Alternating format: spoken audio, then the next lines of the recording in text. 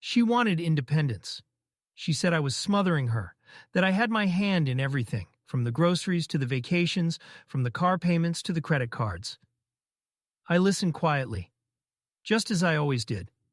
Brooke had a talent for painting herself as a victim in a life she never had to build. She accused me of controlling her, of limiting her freedom, even as she draped herself in designer clothes, drove a brand new Audi, and tapped my cards like the world owed her something.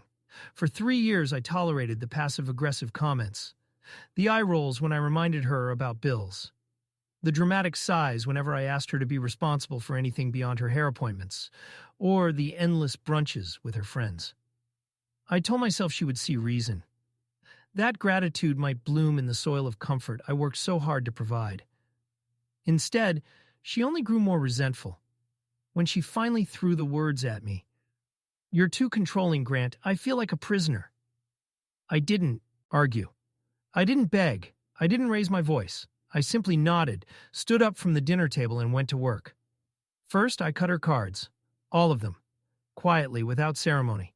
The next morning, when she went to buy her overpriced cold brew and the card got declined, she texted me a stream of confused emojis and question marks. I didn't respond. The day after, I sold the second car. The one she called her car, even though she had never once made a payment on it. She woke up to an empty driveway and the sound of reality knocking loudly at her door. Then I signed the house over to my sister.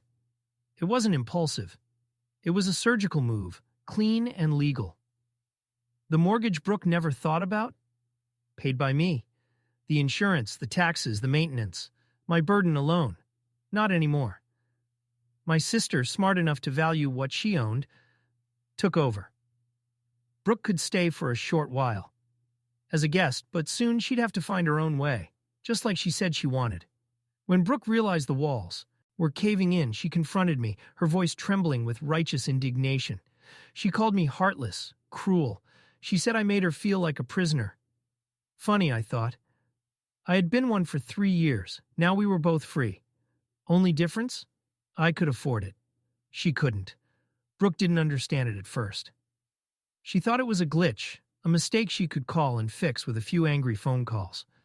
When she saw the declined card at the store, she marched right up to the customer service desk, waving the plastic like a magic wand that had just failed her. She called the credit card company while standing in line, voice clipped and full of entitlement, demanding answers. The truth settled over her slowly like a cold fog. There was no mistake. She didn't have a card anymore because she didn't have an account anymore. When she came home, furious and bewildered, she stormed around the kitchen, slamming drawers, flipping through paperwork as if the answers might be hiding somewhere, between the water bill and the grocery receipts. I watched her for a moment, silent, then picked up my keys and walked out the door. I didn't owe her an explanation. Not anymore.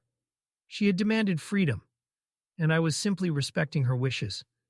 The realization deepened the next day when she woke up to find the driveway empty. Her precious SUV, the one she bragged about to her friends, was gone. Sold. A clean sale, cash in hand. I didn't leave a note. I didn't leave a warning. She spent the morning pacing the living room, dialing my number over and over. Each call went unanswered. That afternoon, I forwarded her the public transit schedule. It felt appropriate. By the third day, reality had fully arrived. She returned home from borrowing a ride from a neighbor, her cheeks flushed with humiliation, to find a notice on the front door. A simple letterhead from my sister's lawyer. Notice of change in property ownership. The house was no longer in her name, or mine. Legally, she was now a guest. She had no rights, no footing, no ground to stand on. The floor had fallen out from under her, and for the first time in years, she wasn't hovering above the consequences of her choices, on a cloud of my labor. The phone call came that evening. I could hear the panic layered under her fury. Her voice cracked as she tried to sound commanding, but it only made her desperation more obvious. "You can't do this to me," she spat, as if her outrage would somehow reverse the signatures, the sales, the silent severing of the life she had taken for granted. I didn't raise my voice. I didn't apologize. I didn't even try to explain. I simply answered, calm as ever. "You said you wanted independence. I gave you everything you asked for. You're welcome." There was a long silence on the other end. For a second, I imagined her sitting there in the empty house, surrounded by the designer furniture she didn't own, the unpaid electricity bills she had never thought twice about, and the sinking realization that freedom wasn't as glamorous when it came with real responsibility. In her mind, independence had always been about cherry-picking, about keeping the comforts while shedding the obligations, about running her mouth about control without once recognizing the burden she had placed on someone else's shoulders. Now she was learning the truth the hard way. Freedom without means is just a pretty cage you build for yourself. I hung up before she could answer. Whatever came next was her story to live, not mine. That night, for the first time in years, I slept without grinding my teeth. The house felt different, quieter, lighter. Not because she was gone, because finally I was. The fallout wasn't immediate, but it was inevitable. In the beginning, Brooke tried to maintain appearances. She posted old photos on social media, her smiling with a glass of champagne in some resort she barely remembered paying for. She made vague captions about new chapters and empowerment. From the outside, she still looked polished, composed, untouched. But real life, the life without my credit cards and my name attached to her comforts, was far less forgiving. The first cracks showed up when she couldn't pay the utilities. The lights were shut off briefly, then turned back on with emergency assistance.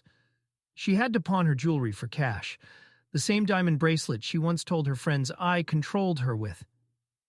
The irony would have been amusing if it hadn't been so predictable.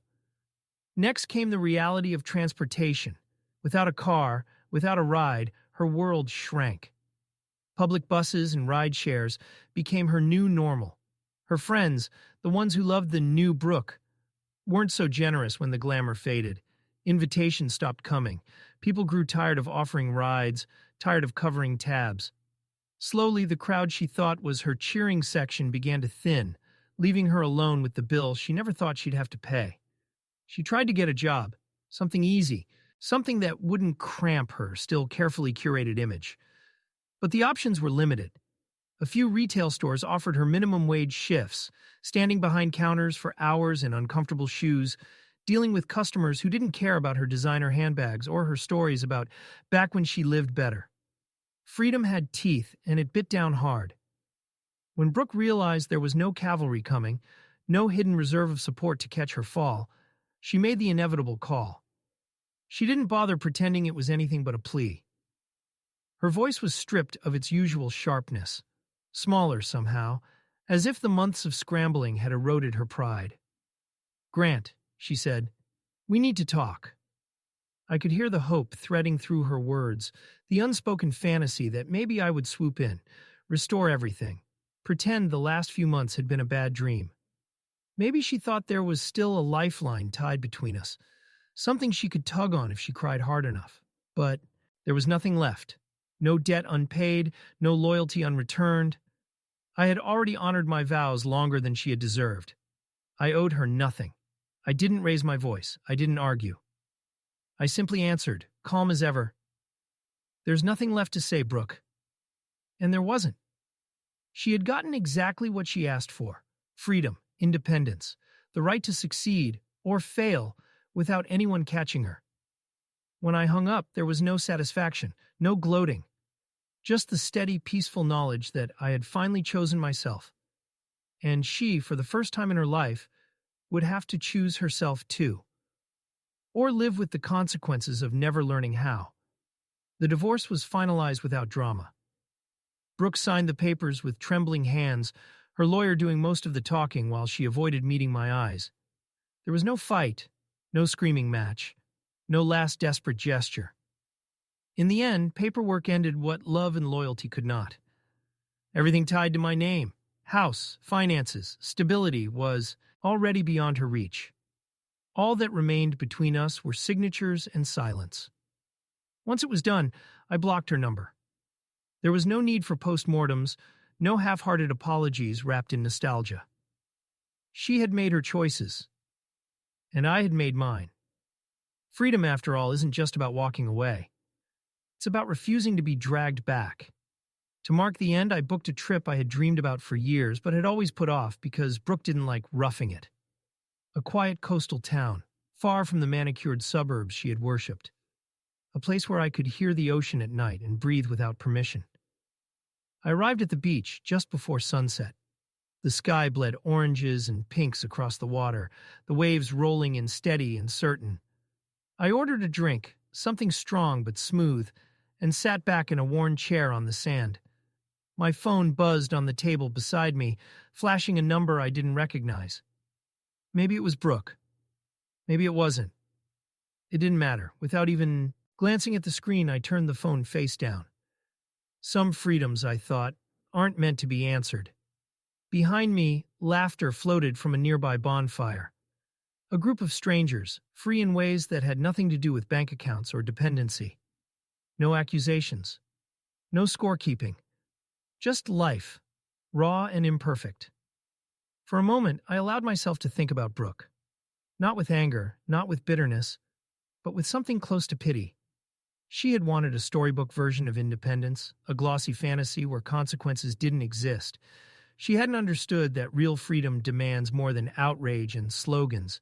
It demands work, resilience, responsibility. And when the spotlight faded, when no one was clapping anymore, it demanded character. Freedom is expensive. Not everyone can afford it. I had paid my price, over 3 long years of silent sacrifices and dying small deaths. But now, sitting there with the ocean stretching endlessly before me, I realized something. I had made a bargain I could live with. I had bought my freedom honestly, with patience, with finality, with the quiet strength of a man who refuses to beg for the respect he already earned. As the stars began to dot the darkening sky, I smiled to myself. Somewhere out there, Brooke was telling someone else her version of the story, spinning new fantasies about a life she once had. But I wasn't part of that narrative anymore. I had closed that chapter with no regrets. And for the first time in a long, long time, I felt something true. Not anger, not sadness, not even triumph. Just peace.